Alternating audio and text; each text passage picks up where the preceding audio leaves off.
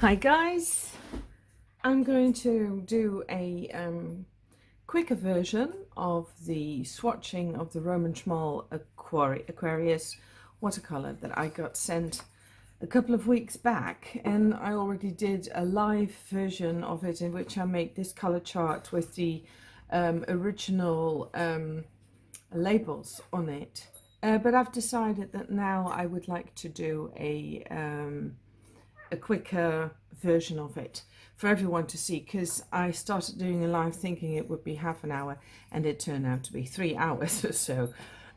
So let's just put this away and I'll give you a little insight into this new paint. And the first thing I want to say about it before I start is that I love this paint.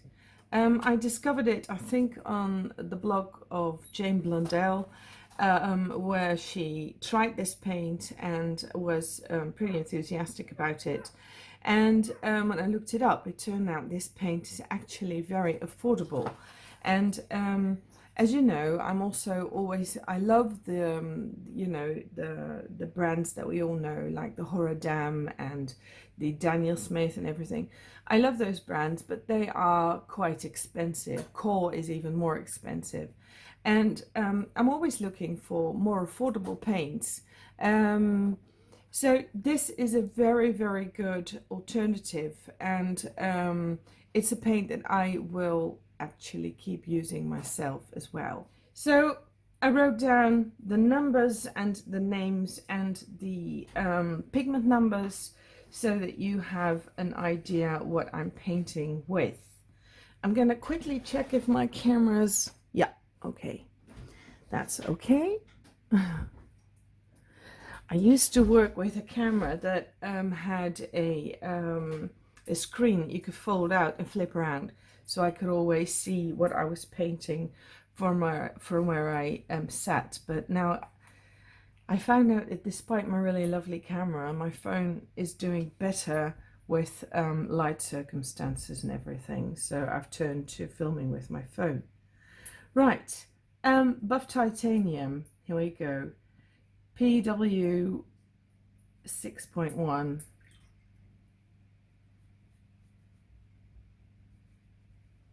And I love this color. It's pretty opaque, semi-opaque, and I love how it mixes with the other colors. Then there is the benzimidazole. Oh, I wrote the name wrong. Benzimidazole yellow, which is the lightest yellow that I chose for this set of paints. I'm not a big fan of cadmium yellows. I know they're bright and beautiful, but they're also pretty opaque, and they don't usually fit well with the other colors that I work with. So this one is also semi-opaque, but it's different. It's not as well, the cadmiums, even though they're very bright colors, they can also have sort of a chalky-like finish, and I'm not really fond of that. So now this is my favorite yellow of the set, which it usually is, because I just really like nickel azo yellow. It's like it's reminiscent of Indian yellow. It's very warm, but look, when using it light, it's not that warm anymore. Do you see that? It doesn't turn orange like some of those yellows do, but it turns cool as well once diluted, which I think is fantastic. And now I have three oranges. This is actually called yellow, isoindolinone yellow, but it is an orange, as you can see, tangerine color. And very vibrant. That's all the colors that in this set are You know, when I saw that Jane Blundell was enthusiastic about this, I mean, she knows, I think, all the brands. And I knew that if she loved this paint, it had to be good. But then I saw the price and I thought it couldn't be that good for this price. I was wrong. This needs a little rubbing, and that's not because the paint's not good, it's because I haven't used this one a lot yet. So it takes some extra rubbing. There are some colors I haven't used.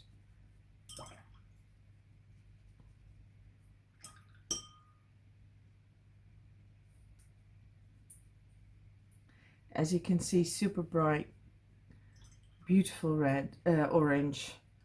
And now we're going into Benzamidazole orange, which is a really intense and dark tangerine color.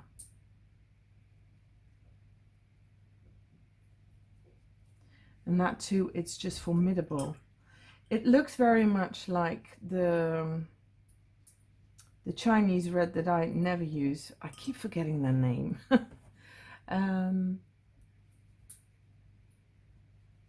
No, can't. It won't pop into my. I'm thinking in 3 different languages right now, and I'm sort of mixing up the names of the color. Cinnabar. Cinnabar, that's what it reminds me of. It's slightly more orange, but it does remind me of cinnabar. So all very beautiful colors, as you can see, and they're very vibrant. And what I found, I painted this one immediately. I did the other one immediately when I got the paint, so that's how long ago. I don't even remember. I think I can look it up. Hold on. I'll look it up on my YouTube,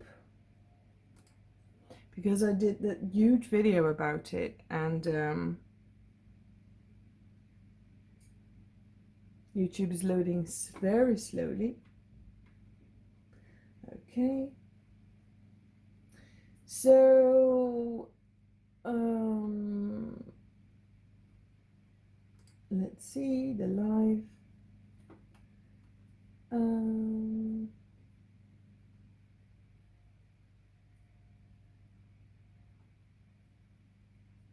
Okay, I found it. I did this on the 6th of June, so that's about 6 weeks ago today, almost 6 weeks ago, and I've kept this color chart in the light all the time, and I did that on purpose. And as you know, it's been very sunny, it's summer here, so well, the colors I don't think have faded at all. They are still very intense and very alive, vibrant, so they seem to be really holding up really good. And the reason I'm saying is that I also have the Yaka paints, St. Petersburg White Knights. I have the full collection because they too are very affordable, they too are artist grade, but some of their colors they fade, which is why I really wanted to test to see how this paint behaved in the light. And I chose single pigments only, as you can see, mostly. There are some mixes, but they were purposely chosen. And the reason I chose single pigments is that it's just a really good way of seeing how well paints are made. There is one little point of attention that you would like to know when you buy this paint. It's made with a lot of, I think, honey or some binder that makes it a little bit gooey. So when you open it, it's beautifully wrapped. Just check out the live video, the first couple of minutes, and you can see how beautifully it's wrapped. There is real watercolor paper around it with a real hand-painted color sample on top of it. And underneath there is this sort of like paper that's been treated that you can bake on. What's it called? The non-grease paper. But it does stick a little bit to the paints, And Roman had seen me do the live, and he said next time you have to rip off the paper really quickly, and then you can see that it doesn't stick that much. So I had a little bit, well, I wouldn't call it a problem. Personally, I don't mind. When paint is good, I don't mind. You can see in the video how I solved the problem, although I don't really think it is a problem.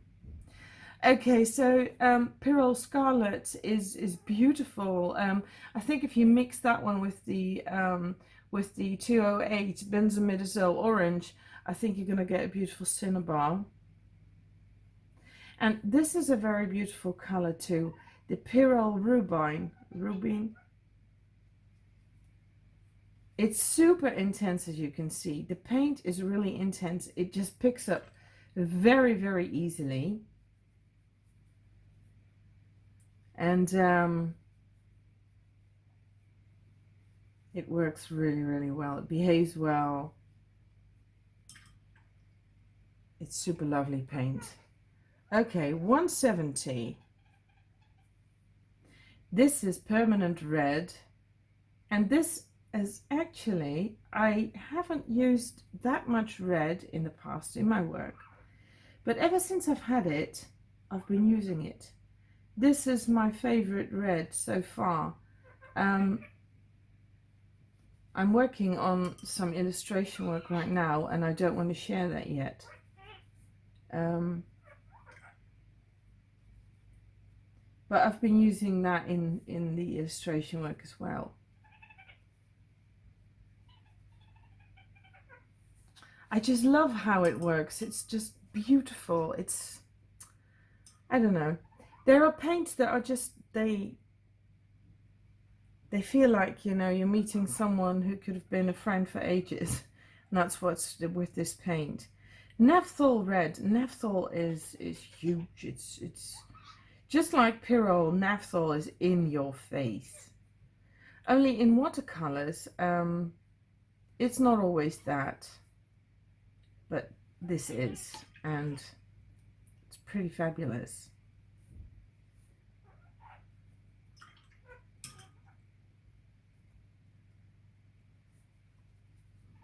As you can see, again, it just stays super, super bright.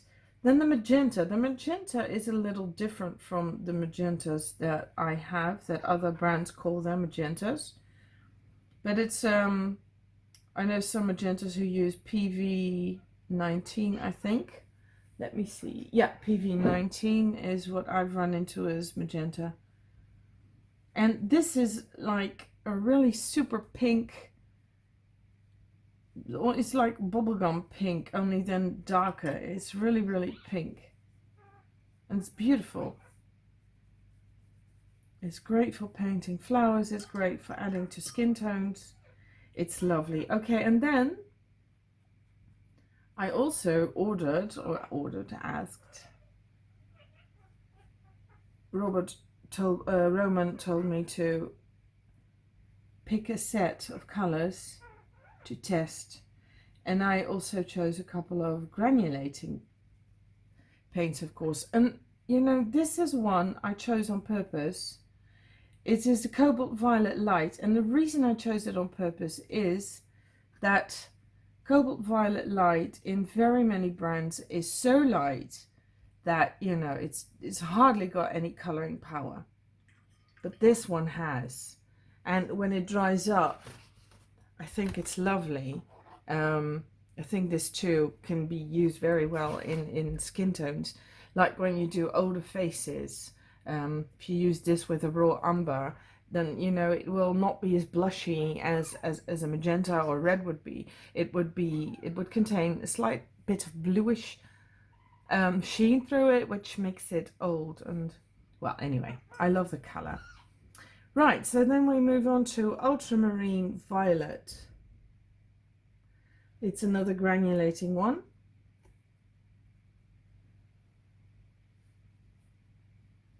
As you can see, I'm laying down the paint really thick, you know.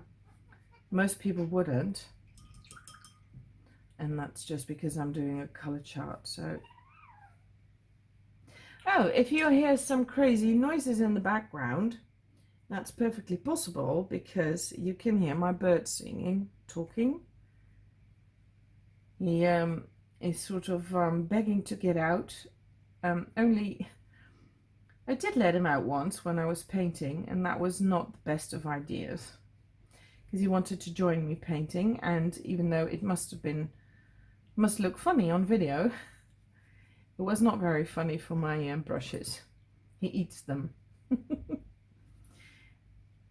Okay, so dioxazine violet, which is always a very intense and dark color. I'll try and, you know, lay down a little bit, you know. It's a purple that can go towards the black if you use it very intensely. Right, so now mineral violet, and here's where I want to show you something interesting. If you're into Daniel Smith paints, but you can't afford it, because you know when you live in the Netherlands, I think there is only one store that has them, and then there is an online store that has them, and they are expensive, right? You do get big tubes, but it's a big sum of money to spend, and these are super popular colors, not for no reason, because they are lovely. Because what's so great about the mineral violet is that it's made with two pigments, and that you will get sort of pigments will split. There is the PB29, which is an ultramarine, if I'm correct, and PV19, which is a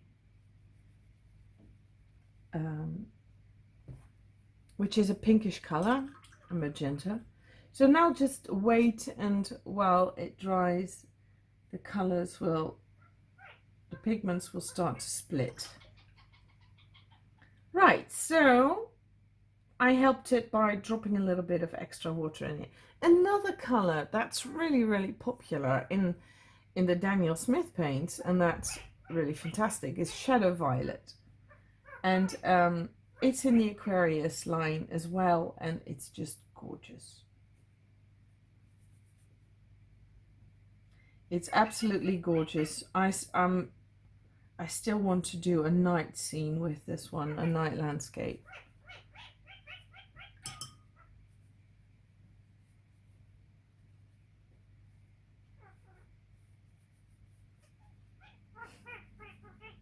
You're wondering about the bird. It's a kakariki. And cats are known for a really cute sound. They don't scream ever, which was fantastic and ideal for my studio.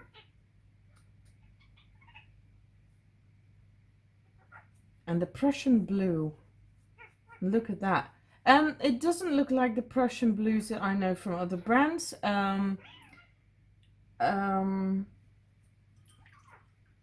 Those used, this is like a really a bright blue, not the Prussian blues that I know from other brands. They tend a little bit more towards the grayish or the darker blue. But I love this one because it's just really gorgeous to work with. Right, Indian Throne blue, which I would call Delft blue. This is like, if you know Delft blue, images, figurines, statues, plates, cups, then this is the blue that would be used for that, I think.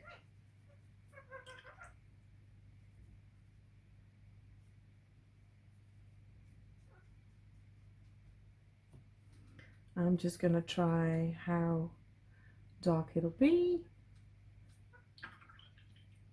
I'll do the same for the Prussian blue, by the way.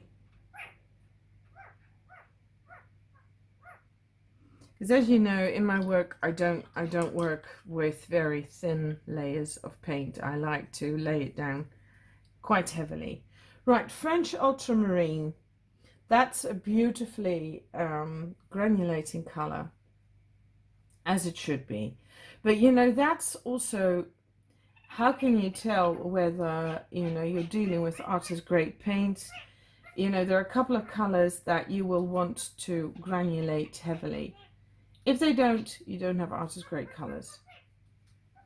And artist grade colors, although it's not, you know, it's not that you have to work with artist grade colors. You know, studio quality is really great, but when you can work with this kind of paint, it's really affordable and it's still very good. Okay, another color I have been using a lot is cobalt, and I never know how to pronounce it.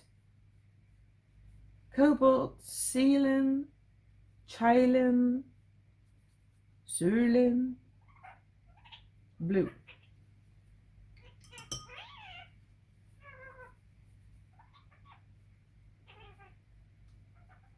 And it granulates beautifully, as you can see.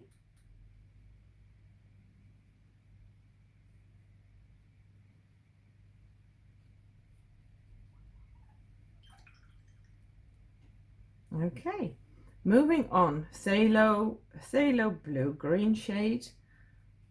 I think I added the green shade to that, but you know, there is a phthalo blue, green shade, there is a red shade, and this is definitely the green shade, and it's gorgeous. It's, you know, this one is quite green. This is, of all the phthalo blues that I have, it's quite staining as well, as you can see, because when I go over it with a wet brush, you can see where I lay down the paint to begin with.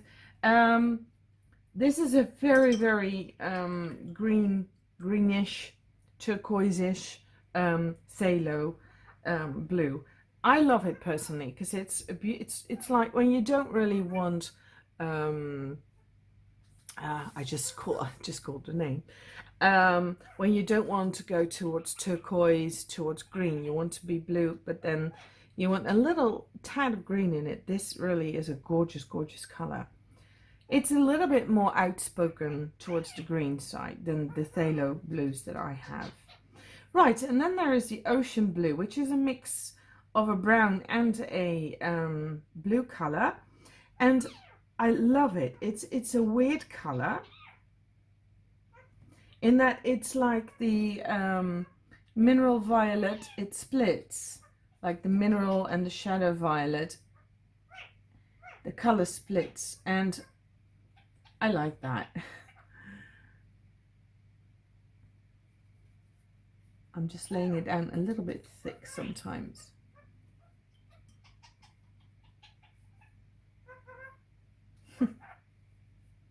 My bird likes talking along. He's expressing his own feelings about the paint and the fact that I'm sitting with my back towards him. You will see what the paint does, dropping a little bit of water in it once it's dry. Okay, cobalt teal. This cobalt teal is also a little bit more towards the greens than I own a few cobalt teals that are slightly more towards the blue, but you know, I'm just talking super small differences. But I love this color. It's also very intense. And now cobalt turquoise. This is a color I don't use, but I intend to do some mixes with this and see what happens. This is semi-opaque, and it's granulating. Of course, a good cobalt color would granulate, but it dries up a bit chalky as well. So it's a bit like the cadmium that I spoke about, you know, a little while ago. So this is a color I wouldn't actually use a lot. The same goes, by the way, for cobalt teal. Dries up a little bit chalky as well. But it makes really super great effects for mixing with other colors. Like, can you see here in the ocean blue? You can see that the brown pigments are starting to lie down, and the phthalo, the PB 15.3, which is the blue pigment, is still flowing. So then you get the uneven spread of colors. Here you can see too, there is some magenta in here and more of the violet around that. And here you can see a little less of that, but let's wait what it does when it's dry. Okay, moving on. Phthalo green yellow shade. A very pretty color.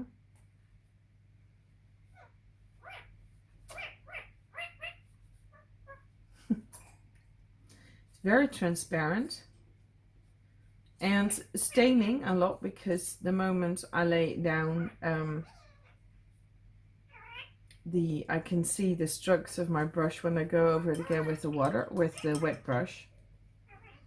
And now moving on to my favorite green color ever, I think, is sap green. I own a lot of sap greens, but I don't have one that's as beautiful as this.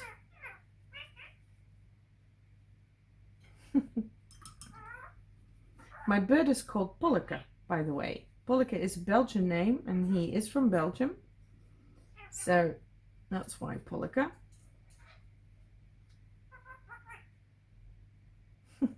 He sounds like a horn, doesn't he? Okay, Hooker's green. Hooker's green is a lot darker. By the way, what the three greens, this one, and that one, have in common is that they're all based on a PY 150 nickel azo, which is probably why I like it so much.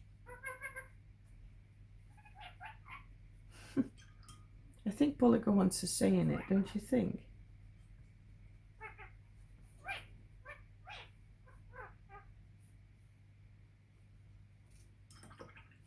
Okay, now onto Aquarius green, which is a mix of three pigments, as you can see.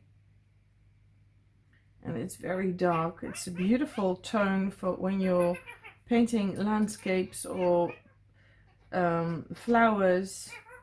This is just amazing. It'll make a beautiful background or shading color. It's very dark. Would also work very well to tone down reds, or to just, you know, make them pop out more. Right, deep green gold, another favorite of mine. The one I like to work with, because the P1, the PY 129 is just so vibrant and very transparent.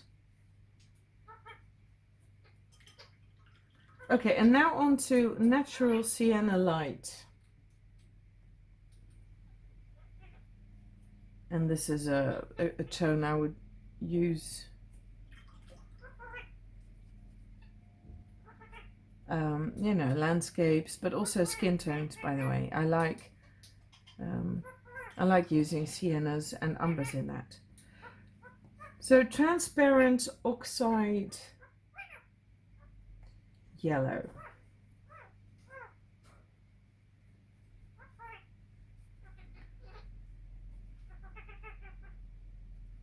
A very pretty color for an earth tone.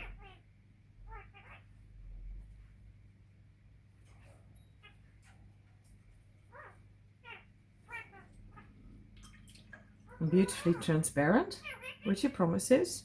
And then quinacridone gold, which is, of course, you know, if you love your quinacridones, most people do, because of their, you know, it's not just that they're vibrant, but they seem to they ooze warmth. Sorry, the bird makes me laugh.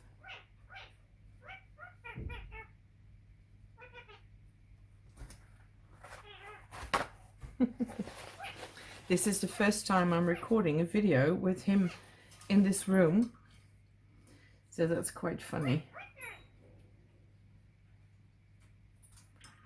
But as you can see, just like with the nickel azo yellow, you know, it's not just lighter, it also cools it a little bit when you dilute it. Quinacridone burnt sienna is a color I've already used a lot. Very transparent, and make beautiful undertones in skin tones for mixing.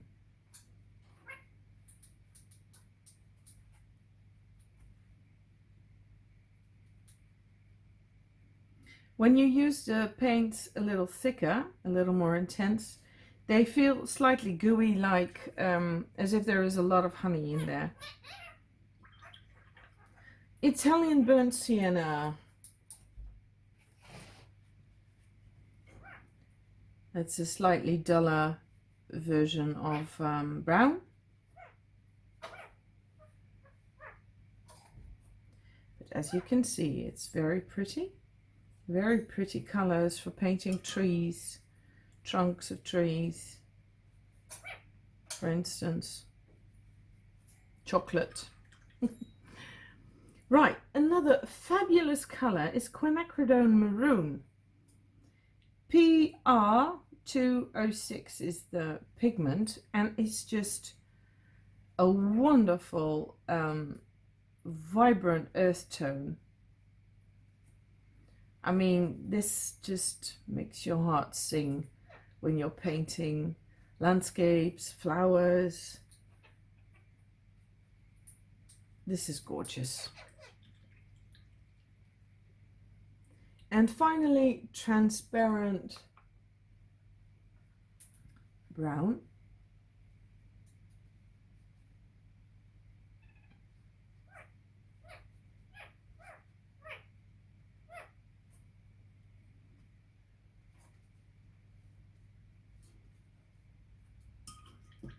Which is a gorgeous brown too. I mean, I can't make a single bad remark about the paint at all. Okay, so now a color I never use until I found it in this brand. This is Caput Mortuum. This is the pigment that was originally derived from mummies, from clay in which mummies had lied buried, and it's not that anymore, I think. But this is gorgeous because it granulates, or it does something. There's texture in this paint. It splits up as well, and it's a PR102, so it's the same pigment that I found in all the other brands, only it just behaves differently. And when it dries up, you can see it here, you know, it's not like a red earth tone, but it's like a little purplish, and there is a little black in it, and a little brown, and a bit like rust. And I think it's gorgeous what happens with this paint when you use it. So I've been using it a lot. Right, now Cyprus Raw Umber Brownish. I love umbers when I do faces or landscapes, or I like to use raw and burnt umber. Although this one is quite dark. And now the greenish umber, and that is a super great color to tone down pink tones in skin tones. If you are mixing, then green umber is, if you paint a lot of faces, I think green umber is you need to have that, because it tones down any skin tone that turn out too pink. And it also works really well for shading areas in skin tones. Caucasian skin tones, that is, of course. That's something I realized the other day, that I speak a lot, when I speak of skin tones, I immediately think of Caucasian skin tones, and not because I prefer Caucasian skin tones, but because I think that it's what I see other artists do as well. We tend to paint the faces that we know best, which are our own faces. I recently made a really nice discovery with another artist who had painted a face, and it looked exactly like her own. But yeah, think if you want to paint darker skin tones, you have to look all over again for new mixes. I don't do it enough. I don't paint enough dark skin tones. I think I would like to learn better. I would like to try more of them. Right, the transparent oxide brown is my absolute favorite brown. I'll show you. It's this one. It dries up darker than this. So there's a couple of colors which do change a bit, and this one is one of them. But I love how it just, you know, it sort of like not really granulating, but you do see when you use paper with a texture on it, you can see the texture. Right, sepia. I don't own any set of paints that does not contain sepia. This one is not as dark as some of my other sepias are. I have to use a bit more paint to create the intensity I want. But I absolutely like it.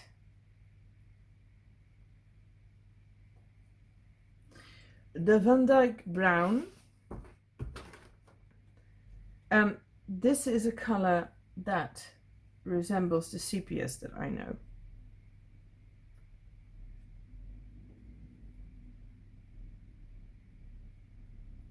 Now, if you hear something, it's the, how do you call it? They come to clean the bins. It's a lorry. So, the Van Dyke brown, and I don't know why it got that dark on the other piece of paper, so I wanna make it as dark as I can. But this one also granulates, and it's the pigment number is NBR 8, and NBR is like, I don't know, it's like, don't remember why they put the N in front of it. There are other people who can tell you that. Right, Cyprus Burnt Umber is a very beautiful intense brown.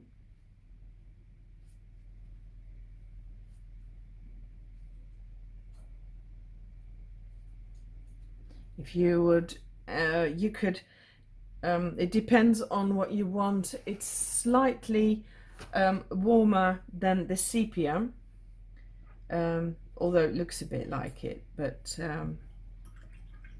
which is by the way true, because the sepia contains two pigments. It's PBR7 plus PBK9, so there's a black pigment in that, and here is just a PBR7.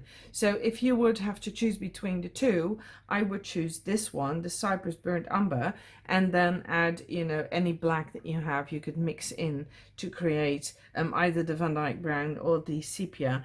The Van Dyke brown is only one pigment, but you know, if you mix in some black, you could you know, get close to the result. Right, now we're moving on to a color I learned to pronounce in the live video, only I think I forgot again. Brzybizych gray or something like that, and it's actually, it feels like a lilac, and it granulates. That it's you know, it's made up of 3 pigments, and it behaves wonderfully. The pigments fall apart, the particles, and they well, as you can see already immediately when you lay it down. So it's like, to me it looks a bit like the Shadow Violet, a version of it, only then more blackish. You can actually see the black particles in there. Payne's Grey. Oh, this is a color I've actually used over 1/3 of my pan already. I love it.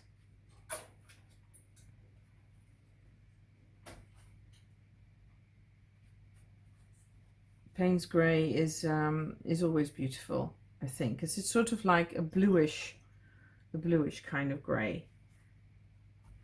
Okay, I'm going to add just a little more darkness to see what it does.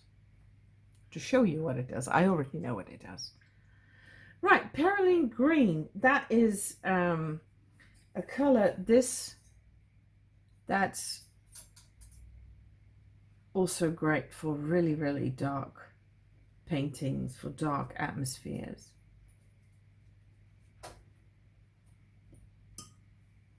For shading in flower bouquets, perhaps. For thunder skies.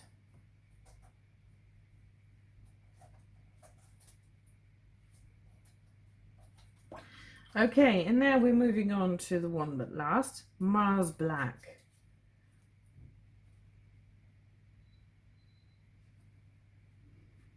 Okay.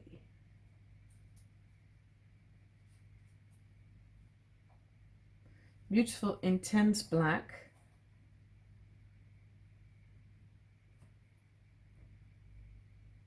Okay. Trying to pick up some water here. It's a beautiful, intense black, and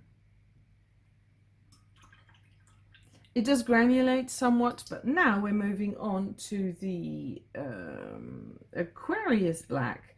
And this is a pigment that you can mix with any other color to create the effect of granulation, because this is super highly granulating. It's like the oh god, I'm really, my head, we right now we have a summer holiday, so my head is functioning only half power, I think. This looks like the Lunar Black, or even Hematite by Daniel Smith. So as you can see, there are a lot of black particles in this paint, and overall it's just fantastic. But I can say that for the entire set of paints, I love it. It is available in a couple of European stores. And I have very good news for Dutch viewers, because since this week it's also available at Kunstburg, which is an online art store. Personally, it's my favorite art store, and I'm not making any money from this. I'm just saying that because I want to say it. It's personally my favorite art store because the people there are incredibly friendly. When you call them about your order or about a product, they are very helpful, and they, I think, deserve to start with this new brand, which is just really fantastic. So I hope Kunstburg will sell a lot, because they really deserve it, as does the Aquarius paint, because it's just really fantastic. I will put links to shops where you can buy this paint, so that you can purchase it yourself, because it's definitely worth it. At Kunstburg right now it's on offer because they've just started selling it, so it's super cheap. The price you see is for full pans. I'm not making any money of this, I just want to repeat this, but I just want to stress how affordable the paint is. I think one of these pans, a full pan, is going to set you back about €4 and a little bit, which is really a really good price, because it's going to last you a while. And as you can see, you know, this is really great. I think it's really great. Normally when I do studio quality paints, I will say, okay, this is super great paint for journaling and for your own attempts at painting, for your practicing, your exercises, your sketches, and then I would say, but don't sell your work with those kinds of paints. But I have to say that this actually feels like good quality paint.